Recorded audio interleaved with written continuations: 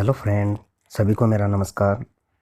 JPRS classes के online platform पर आज आप सभी का हार्दिक स्वागत है। आज अपन बात करने वाले हैं सिंधु घाटी सभ्यता की, यानी जो सिंधु सभ्यता उसके बारे में अपन बात करेंगे, जो विश्व की प्राचीन सभ्यताओं में मानी जाती है। पिछले चैप्टर में हमने डॉक्टर भीमराव अम्बेडकर, उससे पहले अपन बात कर चुके हैं जैन धर्म, बौद्ध धर्म, उनसे पहले भी बहुत से टॉपिक पर अपने बातचीत कर सके। देखो साथियों, जो हमारी वीडियो बन रहे हैं उसमें आपको मैं पहले विदित करवा दूं कि इसमें हो सकता है अपने जो यूनिट वाइज है, आपके रीड सिलेबस की बात करें तो यूनिट आगे पीछे हो सकता है, लेकिन आपका कंप्लीट कोर्स करवा देंगे। तो आप मेरे यूट्यूब चैनल से जुड़े रहे। रीड सिलेबस SST लेवल 2 के लिए खास तौर से, उसके बाद में आपको ऑफलाइन क्लास भी ली जाएगी। और अभी तो फिलहाल SST का ही चल रहा है, तो आपकी यूनिट आगे पीछे हो सकती है। आपकी बात कर रहे हैं अभी फर्स्ट यूनिट की ही। फर्स्ट यूनिट में जैन धर्म, बौद्ध धर्म हो गया। आज आपको पढ़ा रहे हैं सिंधु घाटी सभ्यता, उसके बाद में अपन वैदिक सभ्यता की बात करेंगे। तो सिंधु घाटी सभ्यता की अपन बात करते हैं। तो सिंधु घाटी सभ्यता विश्व की प्राचीन सभ्यताओं में से एक है सिंधु घाटी सभ्यता। इससे पहले अपन बात करें तो विभिन्न प्रकार की सभ्यताएं हुई हैं, जैसे मेसोपोटामिया की सभ्यता 1 नंबर पर, 2 नंबर पर आपकी मिस्र की सभ्यता, 3 नंबर पर आपकी ये सिंधु घाटी सभ्यता, 4 नंबर पर आपकी चीन की सभ्यता जो हांगो यांगटीसी यांग नदी पर है, के किनारे है चीन की सभ्यता। आपकी मिस्र की सभ्यता नील नदी के किनारे है, ठीक है। और आपकी जो 1 नंबर पर मेसोपोटामिया की जो सभ्यता है वो आपकी दजला फरात नदी के किनारे है। तो इसी में आपका तीसरा है जो सिंधु घाटी सभ्यता। तो इसका आज अपन वर्णन करने वाले हैं। उन सभ्यताओं के बारे में अपन विस्तार से कोई अलग से टॉपिक डालेंगे। तो आज हम सिंधु घाटी सभ्यता के बारे में पढ़ने वाले। तो इसमें पहली चीज़ तो ये कि सिंधु घाटी सभ्यता किस प्रकार की सभ्यता है। तो सिंधु घाटी सभ्यता एक नगरीय सभ्यता है। तो यह आपको पहली चीज़ तो ध्यान रखना है। देखो, सिंधु घाटी सभ्यता एक नगरीय सभ्यता थी, जबकि अपन ओनली वैदिक सभ्यता की बात करें तो वो एक ग्रामीण सभ्यता थी। इसमें आपको ये ध्यान रखना है। तो सिंधु घाटी सभ्यता कैसी सभ्यता थी? नगरीय सभ्यता। इसके जो अपन टाइम पीरियड की बात करें तो 2350 ईसा पूर्व से 1750 ईसा पूर्व। तो ये आप ध्यान रखेंगे, ठीक है। 2350 से 1750 BC। इसी में अपन बात करें तो ये जो आपका इसमें टाइम दे रखा है, ये सिंधु घाटी सभ्यता का एकदम जो चरम विकास था वो ये टाइम था। वैसे 3250 ईसा पूर्व से 2500 ईसा पूर्व भी है, लेकिन उस समय स्टार्टिंग हुई थी। इस समय जो है सबसे चरम विकास पर इस समय थी। उसके बाद में 1500 ईस्वी तक आते आते ये है ना लुप्त हो गई थी, है ना। तो ये आपको टाइम याद रखना है। इसका टाइम पीरियड क्या है? तो ये एक नगरीय सभ्यता थी। इसी के समकक्ष अपन बात करें तो सिंधु जो नदी का उद्गम है वो तिब्बत के कैलाश पर्वत, यानी अपनी किस नदी किनारे? सिंधु नदी के किनारे। सिंधु नदी का उद्गम कहाँ से? जो आपके ऊपर देखो, आपके जो भारत का मैप आपको ध्यान में होना चाहिए। नेपाल, भूटान, ऊपरी आपका तिब्बत, है ना, फिर ऊपर चीन। तो ये जो तिब्बत के कैलाश मानसरोवर के उत्तर में स्थित सेंगे खबब यानी सिंहमुख व हिमनद से इनका जो है उद्गम माना गया है। इन्हीं को पहले अपन बात करें तो सरस्वती नदी का उद्गम शिवालिक पहाड़ियों से माना जाता है। ये दक्षिण पश्चिम में बहती हुई कुरुक्षेत्र, घग्गर, हाकड़ा, हरियाणा, इसी के साथ में इन्हीं का सिरसा स्थान से राजस्थान के नौहर, जो नौहर कहाँ है आपका? हनुमानगढ़ में प्रवेश करके बीकानेर, जैसलमेर में होती हुई आपका जो अलग स्थित है आपका कौन सा? गुजरात, उसके कच्छ के रण में प्रवेश करती है। और उसके बाद में ये प्रभास पतन के पास समुद्र में गिरती है। तो अपन बात करें सरस्वती नदी की, जो वर्तमान में अब लुप्त हो चुकी है ना। और उसी के समकक्ष अपन विभिन्न नदियों की बात करते हैं, जिसमें सिंधु नदी है या फिर सतलज है, अलग अलग नदियों की बात करते हैं। वर्तमान में ये अस्तित्व में नहीं है, यानी जो सरस्वती नदी है, इसका वर्तमान में इसका कोई अस्तित्व नहीं है, ये लुप्त हो चुकी है। और उससे पहले की अपन बात करें तो सिंधु जो सरस्वती नदी है, इसका उद्गम कहाँ से है और सिंधु नदी का उद्गम कहाँ से, ये आप इसको ध्यान रखिएगा। इसका आप स्क्रीनशॉट ले सकते हो, ठीक है। अब हम चलते हैं आगे। सिंधु सरस्वती सभ्यता, पहले देखो इसको क्या बोलते थे, सिंधु घाटी सभ्यता ने बोलकर सिंधु सरस्वती सभ्यता बोलते थे। तो सिंधु सरस्वती सभ्यता की बात करें तो 3250 ईसा पूर्व से 2750 ईसा पूर्व तक ये चरम विकास पर पहुंच चुकी थी। उसके बाद में क्या हुआ कि धीरे धीरे धीरे इसका जो महत्वपूर्ण काल माना गया, जो आपको मैंने पहले भी बता दिया, 2350 से 1750 ईसा पूर्व, और इसी के समकक्ष ये बाद में आते आते 1500 ईसा पूर्व तक आते आते ये क्या हो गई, विलुप्त हो गई। ठीक है, तो इसमें आपके सरस्वती सभ्यता भी आ गई। फिर सिंधु घाटी सभ्यता के जो अवशेषों की बात करें तो सिंधु घाटी सभ्यता को वर्तमान हम कहते हैं हड़प्पा सभ्यता। उसमें अलग अलग विद्वानों ने इसका अलग अलग नामकरण किया है, हम नामकरण की भी बात करेंगे कि इसका हड़प्पा सभ्यता कैसे नाम पड़ा। देखो, हम हड़प्पा सभ्यता की बात करें तो हड़प्पा सभ्यता की जो आपको स्थापना है वो आपको मालूम है 1921 में हुई थी और दयाराम साहनी ने की थी। ठीक है, तो सबसे पहला जो स्थल अपने यहाँ खोजा गया उसमें कौन सा खोजा गया, आपका हड़प्पा सभ्यता स्थल। तो जो उस समय के इतिहासकार थे, पुरातत्ववेत्ता थे, विद्वान थे, उन्होंने कहा कि इसका सिंधु घाटी सभ्यता न होकर ये जो फर्स्ट यहाँ उत्खनन जिनका हुआ है किसका, हड़प्पा, तो हड़प्पा इसका नाम कर दिया। तो इसके बारे में जो अलग अलग विद्वानों ने अलग अलग इसका नाम दिया है, इसी को अपन सिंधु घाटी सभ्यता कहते हैं। तो पहले तो हम पढ़ेंगे हड़प्पा सभ्यता के बारे में। हड़प्पा सभ्यता सन 1921 में राय बहादुर दयाराम साहनी, यानी जो इन्होंने जो किसने इसके जो खोज किसने की थी, राय बहादुर दयाराम साहनी ने। तो आपको दयाराम साहनी याद रखना, किसके आदेश पर, यानी जॉन मार्शल के नेतृत्व, यानी जो मार्शल थे, जॉन मार्शल के, अभी देखना एक मिनट हम आगे करते हैं थोड़ा सा। जॉन मार्शल के आदेश पर दयाराम साहनी ने इसकी खोज की। तो प्रथम उत्खननकर्ता यही थे जो हड़प्पा सभ्यता। वर्तमान में ये कहाँ पर है, पाकिस्तान में। वर्तमान में कहाँ पर है ये, पाकिस्तान में। लेकिन जब इसकी स्थापना हुई थी कब, 1921 यानी 1921 में, उस समय कहाँ थी ये, तो भारत में थी। तो अपन बात करेंगे उस समय की पहले।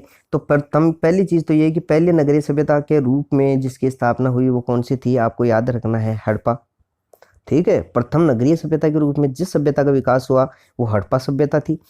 किसके आदेश पर, जॉन मार्शल के आदेश पर। किसने इसकी खुदाई करवाई, दयाराम साहनी ने करवाई। कब करवाई, 1921 में करवाई। ठीक है, इसी के समकक्ष प्रथम नगरीय सभ्यता की हो गई। ये कहाँ है, तो हम बात करें फिलहाल 1921 की, तो ये भारत के पंजाब प्रांत के मॉन्टगोमरी। ठीक है, उस समय की हम बात करें तो भारत के पंजाब प्रांत के मॉन्टगोमरी जिले में रावी नदी के तट पर, कहाँ, रावी नदी के तट पर, यानी रावी नदी के किनारे इसकी खोज की गई। उसमें भी हम बात करें तो क्वेश्चन ये बनता है कि रावी नदी के बाएं किनारे या दाएं किनारे, तो आपको ध्यान रखना है बाएं किनारे। कौन सा, बाएं किनारे।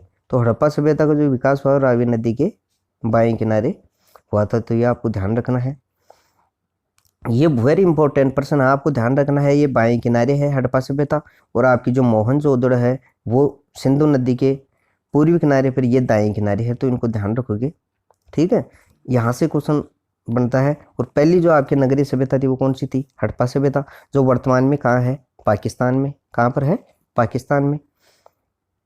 तो आप इसे ध्यान रखोगे। इसी के साथ साथ हम हड़प्पा सभ्यता की पहले अपन बात करते हैं कि हड़प्पा सभ्यता से जो भी अपन और क्वेश्चन बन रहे हैं उसके बात करते हैं। या आपको बाएं किनारे ध्यान रखना है कि रावी नदी के बाएं किनारे इसकी खोज की गई। अब हड़प्पा सभ्यता से अपन रिलेटेड क्वेश्चनों की बात करें तो पहले अपन हड़प्पा सभ्यता की बात करेंगे। हड़प्पा सभ्यता 1826 में चार्ल्स मेसन ने सर्वप्रथम अपने लेख प्रकाशित किए। देखो, हड़प्पा सभ्यता से रिलेटेड अपन कुछ क्वेश्चनों की बात कर रहे हैं, तो उसमें क्या बताया है कि चार्ल्स मेसन ने सर्वप्रथम अपने लेख प्रकाशित किए, और लेख प्रकाशित करने के बाद में सन 1842 में इन्होंने कहा कि भारत में प्राचीनतम नगर, तो सबसे प्राचीनतम नगर हड़प्पा का उल्लेख का वर्णन किसने किया, चार्ल्स मेसन ने। तो आपको ध्यान रखना है कि जो सर्वप्रथम चार्ल्स मेसन ने अपने लेख प्रकाशित किए उनमें 1842 ईस्वी में। देखो, लेख प्रकाशित तो कब किए, 1826 में, लेकिन उन्होंने कहा कब, 1842 में। ये आप ध्यान रखिएगा पहली चीज़ तो। और उसी में उन्होंने क्या कहा कि जो भारत का सबसे प्राचीनतम नगर है वो कौन सा है, हड़प्पा। और इसका उल्लेख भी सर्वप्रथम किसने किया, चार्ल्स मेसन ने। लेकिन आपको याद रखना है, सर्वप्रथम अपने जो लेख प्रकाशित किए वो 1826 में किए थे, जबकि इसका जो उल्लेख की बात करते हैं तो 1842 आपको नाम याद रखना है। बात आगे करते हैं। 1851 से 53 में अलेक्जेंडर यानी ए कनिंघम, ए का पूरा क्या नाम होगा, फुल फॉर्म इसकी अलेक्जेंडर कनिंघम ने क्या किया कि हड़प्पा टीले का सर्वेक्षण किया। किसने? अलेक्जेंडर कनिंघम ने। अलेक्जेंडर कनिंघम ने हड़प्पा टीले का सर्वेक्षण किया। इसी के समकक्ष हड़प्पा का मानचित्र का निर्माण भी किया। वो भी किसने किया? अलेक्जेंडर ने। कब? 1856 ईस्वी में। तो हड़प्पा के मानचित्र का निर्माण किसने किया? तो आप ध्यान रखोगे ए कनिंघम। कब? 1856 ईस्वी में। इसी के समकक्ष बात करें तो अलेक्जेंडर कनिंघम ने ही 1861 ईस्वी में भारतीय पुरातत्व विभाग की स्थापना की। क्या की? भारतीय पुरातत्व विभाग की स्थापना की 1861 ईस्वी में। किसने? अलेक्जेंडर ने।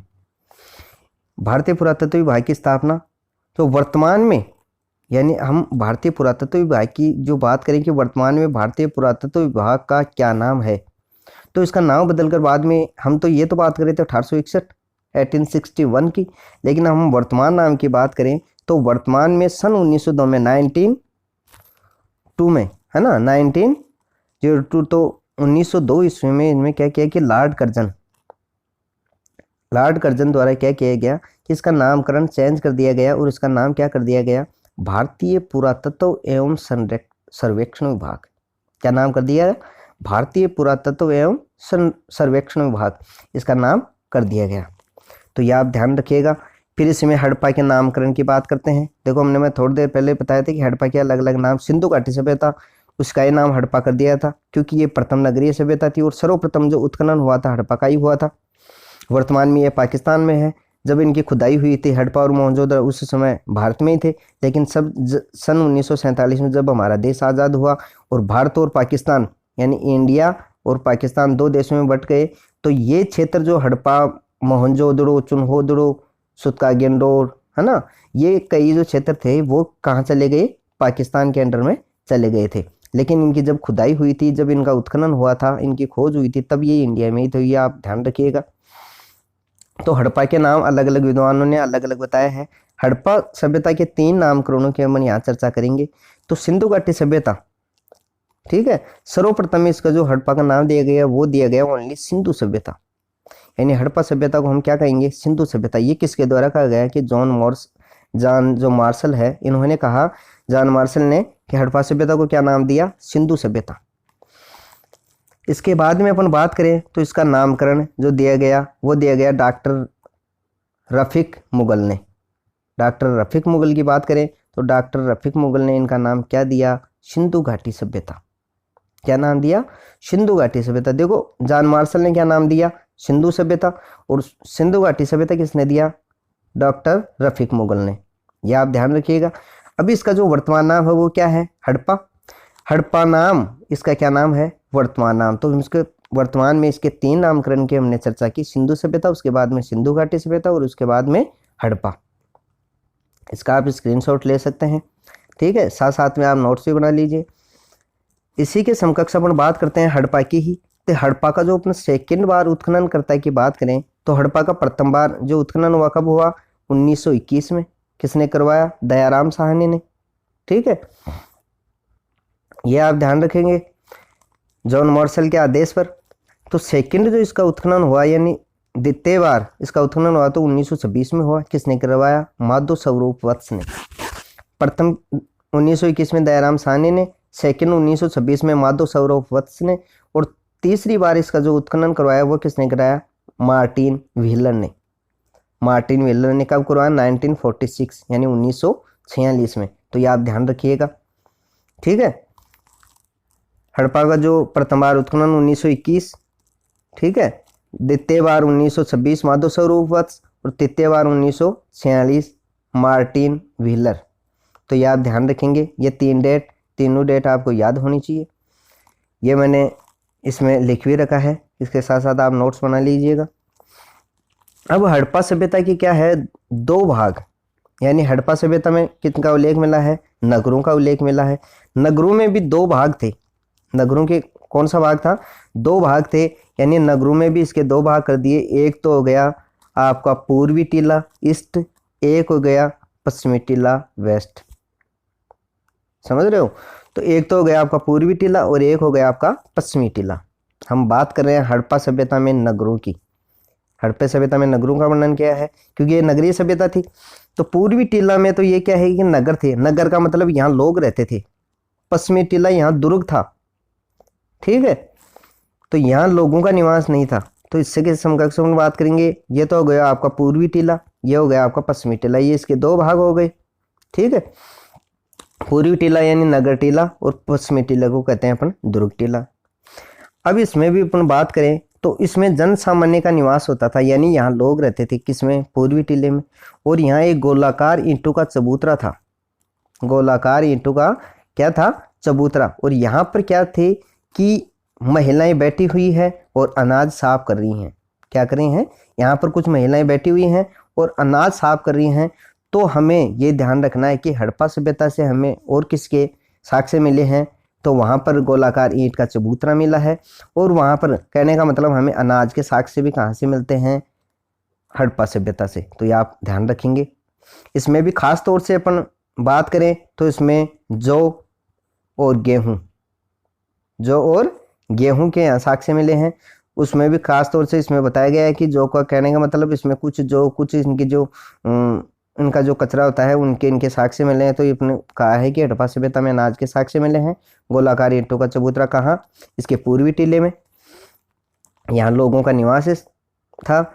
पश्चिमी टीले की बात करें तो यहाँ क्या थे, दुर्ग थे। दुर्ग आप जानते हैं कि दुर्ग में कौन रहते हैं, दुर्ग में कोई भी नहीं रहता, जैसे कोई टीला होता है दुर्ग टीला। तो मार्टिन हिलर, जो अभी हमने पढ़ा था ना मार्टिन व्हीलर इधर, तो मार्टिन व्हीलर ने इन्हें क्या कहा, माउंट एबी कहा, किसे, पश्चिमी टीला को। माउंट व्हीलर ने इनको क्या कहा, माउंट एबी की संज्ञा दी। तो ये आप ध्यान रखेंगे कि माउंट व्हीलर ने किसको क्या संज्ञा दी, माउंट एबी। मार्टिन हिलर ने क्या संज्ञा दी, माउंट एबी की, किसे, पश्चिमी टीलों को, हड़प्पा सभ्यता के पश्चिमी टीलों को। इसी के साथ साथ भी जो पश्चिमी टीला है यहाँ पर सर्वप्रथम 12 अनानागार के साक्ष्य, यानी ये हड़प्पा सभ्यता में आ गए कि इन्होंने क्या किया कि सर्वप्रथम यहाँ 12 अनानागार के साक्ष्य मिले हैं। इसी के साथ साथ क्या हुआ है कि गेहूँ, जो गेहूँ, मजदूर बेरक, श्रमिक, नाव प्रशासनिक, अलग अलग यहाँ ये देखो, ये टीला हो गया आपका पश्चिमी टीला। इसमें क्या हो गए, इधर अपन देखें तो ये 12 अनानागार हो गए। अनानागार यानी जहाँ अन्न का अपन भंडारण करते हैं। तो यहाँ कितने अनागार हो गए, 12 अनानागार के साक्ष्य मिले हैं। इसी के साथ साथ में अपन इनमें अनाजों की बात करें तो इनमें कौन कौन से, एक तो हो गया आपका जौ, एक हो गया आपका गेहूँ, ठीक है। इसी के साथ साथ में मजदूर बेरक, ये आपका मजदूर बेरक हो गया, ठीक है, ये मजदूर बेरक हो गया। इधर फिर श्रमिक काम होते तो श्रमिक, फिर इसी के साथ साथ में नाव, और इधर ये प्रशासनिक वर्ग आ गया। तो इनमें पश्चिमी टीला है, यहाँ पर सर्वप्रथम 12 अनानागार के साक्ष्य, उसी के साथ में जौ, गेहूँ, मजदूरों, श्रमिकों, नाव, प्रशासनिक वर्ग के साक्ष्य हमें कहाँ से मिलते हैं, हड़प्पा से। हड़प्पा में कहाँ से, पश्चिमी टीले से। तो ये आप ध्यान रखेंगे।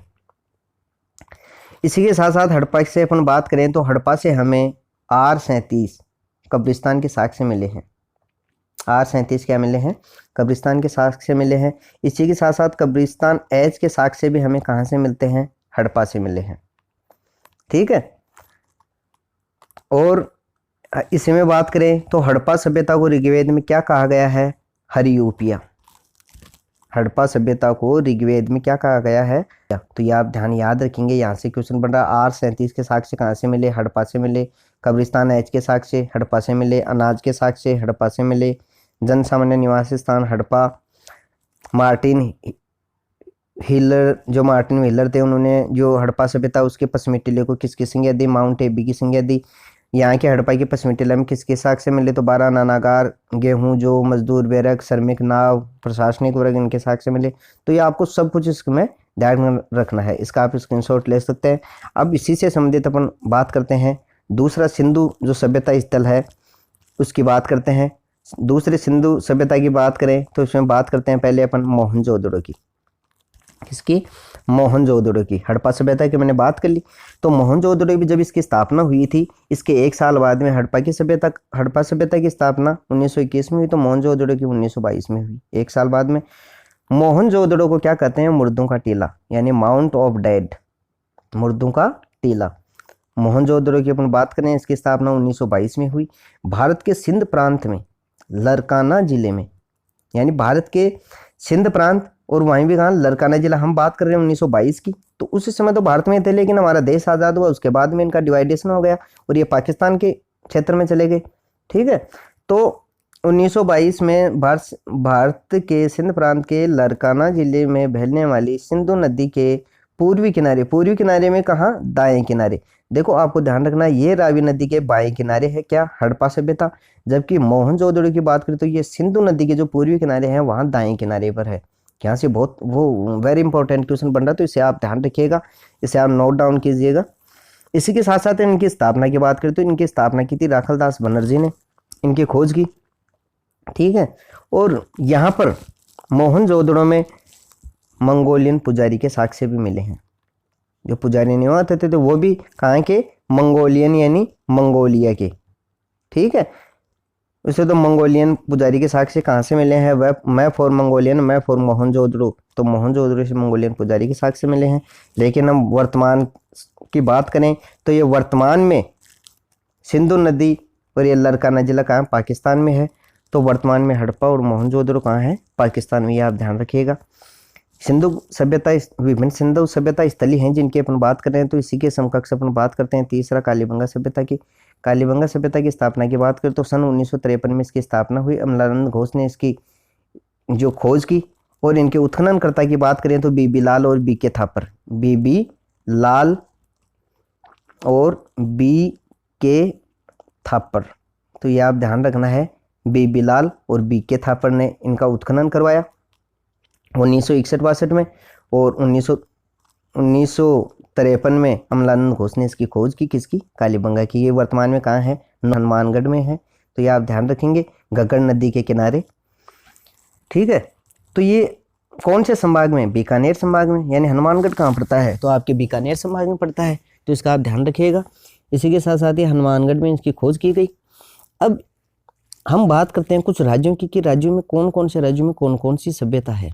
तो इससे एक महत्वपूर्ण क्वेश्चन बनता है, तो आपको ध्यान रखना, पंजाब में कौन से हैं, गुजरात में कौन से, हरियाणा में और पंजाब में, इनमें पाकिस्तान में कौन सी सभ्यताओं का विकास हुआ। तो अपन पंजाब की बात करें, भारत के पंजाब की, तो यहाँ पर जो रोपड़ सभ्यता, देखो ये जो रोपड़ सभ्यता है, रोपड़ जो सभ्यता है, इसकी खोज 1953 में हुई थी। और ये हमारा जब देश आज़ाद हुआ था 1947 में, हमारा स्वतंत्र भारत के बाद में प्रथम जो सभ्यता थी वो रोपड़ी थी। और सबसे प्रथम सभ्यता कौन सी थी? रोपड़ी थी। तो जो कहाँ है? पंजाब में। इसी की भी अपना आगे बात करेंगे, और इनसे जो सिंधु घाटी सभ्यता से रिलेटेड जो भी क्वेश्चन बटे हैं उनके बारे में भी अपना आगे जो भी महत्वपूर्ण जो एग्जाम में पहले आए हुए हैं एग्जाम क्वेश्चन, उनकी अपन बात करेंगे। तो पंजाब में एक तो रोपड़, बाड़ा और संघोल। ठीक है, तो ये तो कहाँ है? आपके पंजाब में। गुजरात में कौन सी है? रंगपुर है, लोथल है, रोजदी है और धोलावीरा है। यह आपका धोलावीरा सबसे बड़ा क्षेत्र वाली सभ्यता है, यानी सबसे बढ़िया जो सबसे बड़ा एरिया है वो किसका है? धोलावीरा का। कहीं जगह लोथल के भी मिले हैं, और इनके भी अपन बात करेंगे। तो आपको ध्यान रखना है गुजरात में कौन सी सभ्यताएं हैं। पंजाब में आपके 3 हो गई, रोपड़, बाड़ा और संघोल। और गुजरात में आपकी हो गई रंगपुर और लोथल, रोजदी और धोलावीरा। ठीक है, इसी के समक्ष अपन बात करें हरियाणा में कौन सी सभ्यताएं, तो है राखी गढ़ी, बनवाली, मिथाथल। ठीक है, अब इसी में देखो एक क्वेश्चन बन रहा है जो महत्वपूर्ण है, उत्तम किस्म के जौ के साक्ष्य हमें कहाँ से मिले? हड़प्पा सभ्यता से मिले। लेकिन हम ऐसे बताएं कि उत्तम किस्म के जौ के साक्ष्य की बात करें तो आपको करना है बनवाली, और बनवाली कहाँ पर है? हरियाणा में। यह आपको ध्यान रखना है। पाकिस्तान में कौन से सभ्यता स्थल हैं? तो हड़प्पा कहाँ है? पाकिस्तान में, रावी नदी के बाएं किनारे। मोहनजोदड़ो सिंधु नदी के पूर्वी किनारे पर दाएं किनारे, और ये दोनों पाकिस्तान में। इसी के साथ साथ अपन बात करें तो और कौन सी? चन्हूदड़ो और सुतकाईगेंडोर, जो पश्चिमी भाग की सुतकाईगेंडोर है। तो इनका अपन वर्णन बात करेंगे। ये भी अपन बात करेंगे कि उत्तर दक्षिण, पूर्व और पश्चिम में कौन कौन सी सभ्यताएं हैं, ये भी अपन बात करेंगे। ठीक है, तो आगे चलते हैं। अब अपन बात करते हैं कि इसका आप स्क्रीनशॉट ले सकते हो। ठीक है, फिर अपन बात करते हैं सिंधु जो सरस्वती सभ्यता है, सिंधु घाटी सभ्यता है, उनकी विशेषताएं कौन कौन सी है। तो अपन बात करेंगे सिंधु सरस्वती सभ्यता की विशेषताओं की।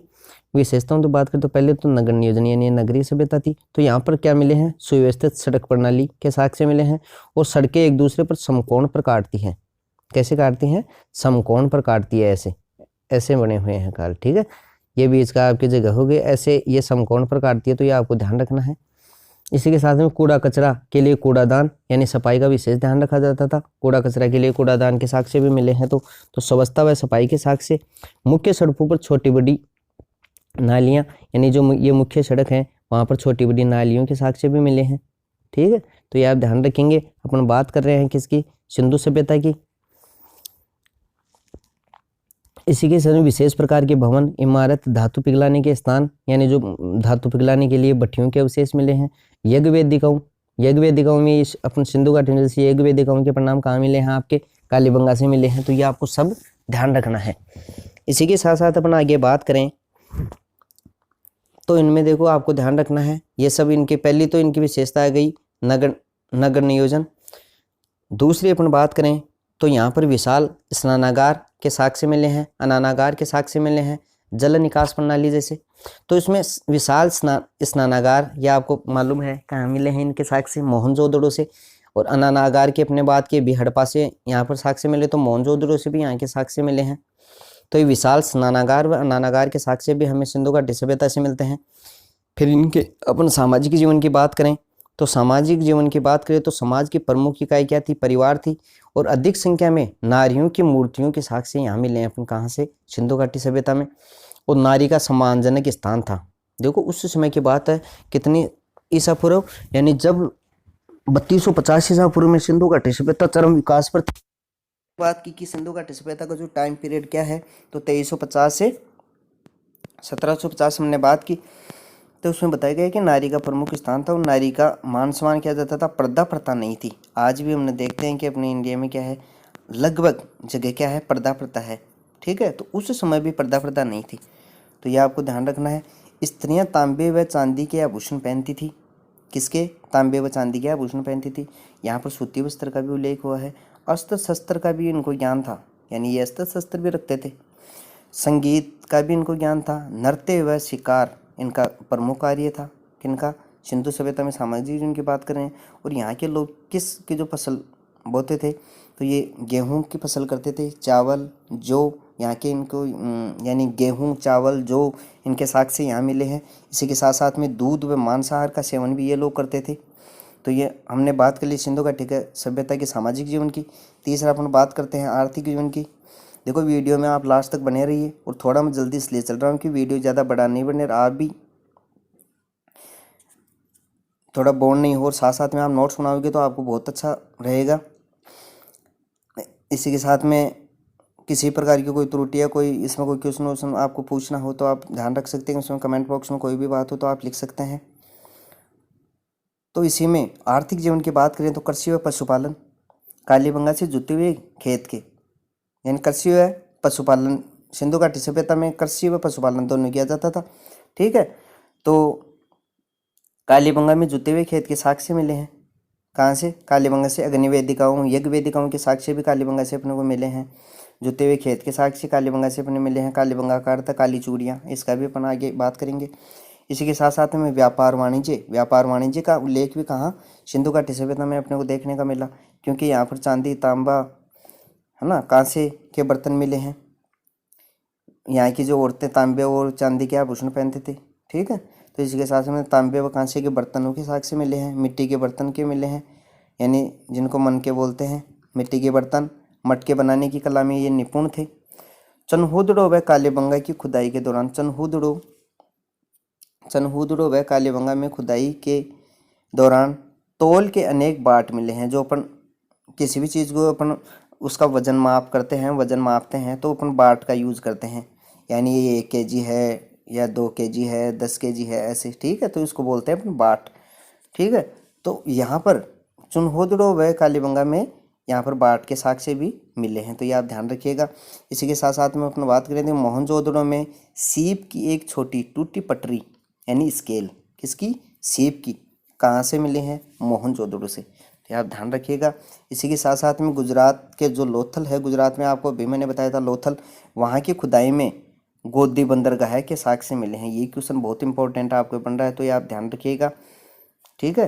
गोदी, गोदी किसे बोलते हैं अपन? बंदरगाह। तो गोदी बंदरगाह के साक्ष्य अपने को कहाँ से मिलते हैं? लोथल से। तो आप नोट डाउन कर लीजिएगा। वीडियो कैसा लगे आपको?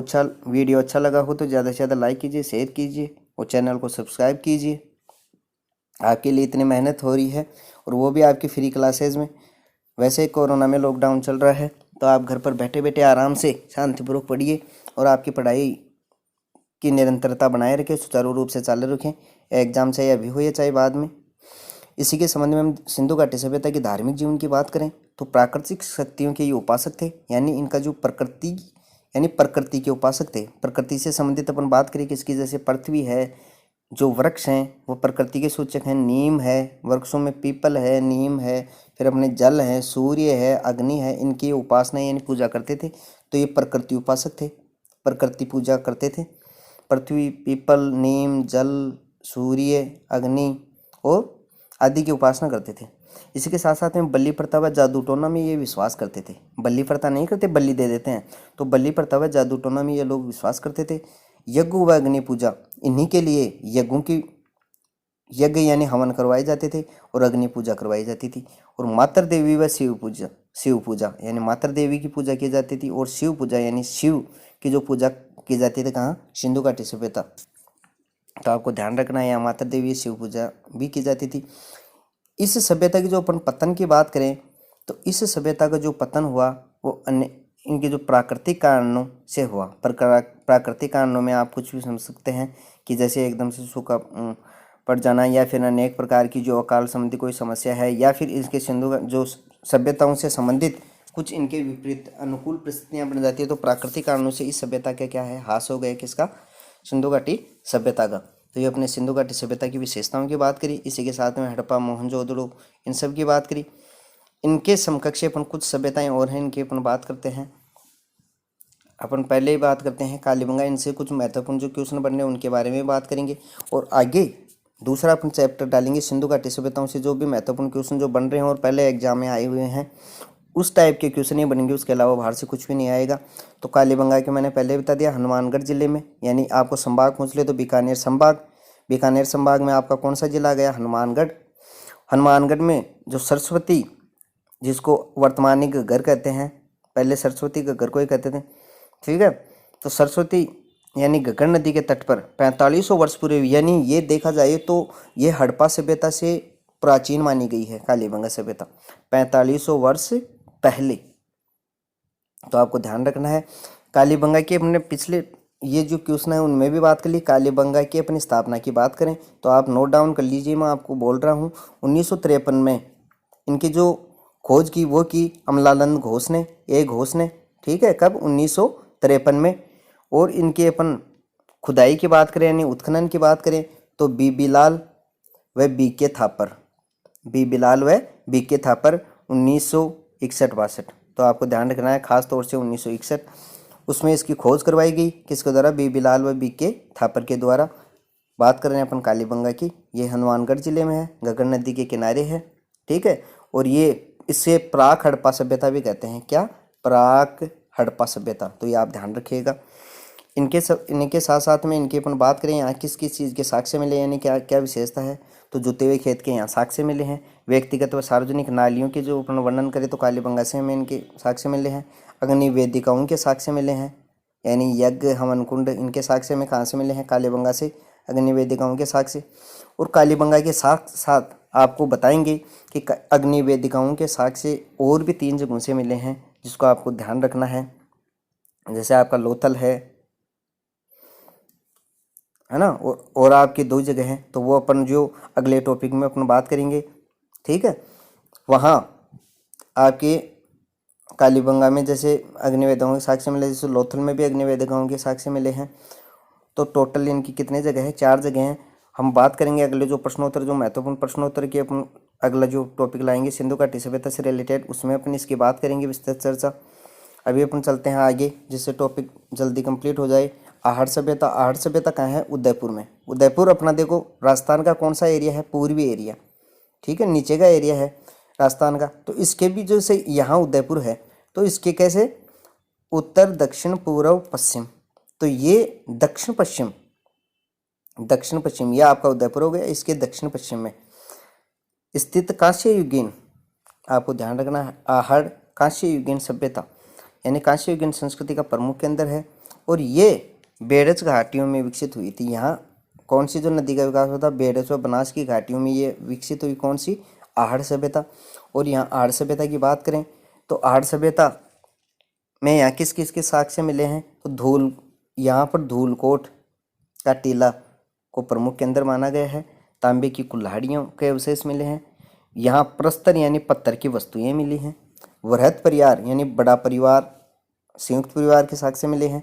और इसी के समकक्ष यहाँ पर गिलुंड जो राजसमंद में है, बालाथल, बागोर भीलवाड़ा में है, तक इसका विस्तार माना गया है। किसका? आहड़ सभ्यता का। तो यह आप ध्यान रखेंगे। इसी के समकक्ष अपन बात करते हैं बालाथल सभ्यता की। बालाथल सभ्यता है जो उदयपुर के पूर्व में 42 किलोमीटर दूर उठाला गांव में, जो वर्तमान वल्लभ नगर के नाम से बसा हुआ है। और इनकी यहाँ पर बालाथल की बात करें तो यहाँ क्या मिले हैं कि ताम्र उपकरण के अवशेष मिले हैं, मिट्टी के बर्तनों के अवशेष मिले हैं, चमकदार मिट्टी के बर्तन मिले हैं। तो ये आप ध्यान रखिएगा। साथ साथ में आप नोट्स बनाते रहो, स्क्रीनशॉट लेते रहो और आप नोट डाउन करते रहिए इसमें। लास्ट में हम बात करते हैं चंद्रावती की। चंद्रावती कहाँ है? आपकी सिरोही जिले में है। सिरोही जिले में माउंट आबू की तलहटी में चंद्रावती सभ्यता का विकास हुआ। और इसकी अपन खोज की बात करें तो 1822 में इसकी खोज हुई। किसके द्वारा? कर्नल जेम्स टोड के द्वारा। और जयपुर के संयुक्त तत्वाधान में डॉक्टर जीवन खरकवाल है। कौन? डॉक्टर जीवन खरकवाल के नेतृत्व में इसका उत्खनन करवाया गया। देखो खोज किसने करवाई? इसकी खोज तो करवाई कर्नल जेम्स टोड द्वारा। कब? 1822 ईस्वी में। किसकी? चंद्रावती की। और इसके जैसे उत्खनन की बात करें तो डॉक्टर जीवन खरकवाल के नेतृत्व में इसका उत्खनन करवाया गया है। तो चंद्रावती कहाँ है? आपकी सिरोही जिले में। तो ये आप ध्यान रखिएगा। ये सिंधु घाटी सभ्यता से रिलेटेड जो भी आपके REET syllabus, REET SST level 2 के सिलेबस के अकॉर्डिंग जो भी कोई महत्वपूर्ण अपने जो इसमें बन रहे थे कंटेंट, उसका अपने आज वर्णन किया। वीडियो में आप लास्ट तक बने रहे, इसके लिए आपको बहुत बहुत धन्यवाद। और बिना स्किप करे आप वीडियो को देखो और इसमें जो भी मैं पढ़ा रहा हूँ इसके आप नोट्स बनाओ, ठीक है। और इससे जो अगला वाला चैप्टर जो सिंधु घाटी सभ्यता से रिलेटेड जो भी महत्वपूर्ण कंटेंट बनने हैं, जो इनके जो एग्जाम के पॉइंट ऑफ व्यू से जो भी क्वेश्चन बनने हैं, उनका विस्तृत वर्णन अपन अगले चैप्टर में करेंगे। तो वीडियो कैसा लगा आप कमेंट बॉक्स में अवश्य लिखें। और वीडियो पसंद आया हो तो ज़्यादा से ज़्यादा लाइक कीजिए, शेयर कीजिए और अपने दोस्तों में भी शेयर कीजिए और सब्सक्राइब कीजिए, ताकि जो भी इसका नोटिफिकेशन है वो आपको मिलता रहे। इसी के साथ साथ में आज का जो लेक्चर है वो कंप्लीट होता है। मिलते हैं अगले लेक्चरर में। इसी के साथ जय हिंद, जय भारत।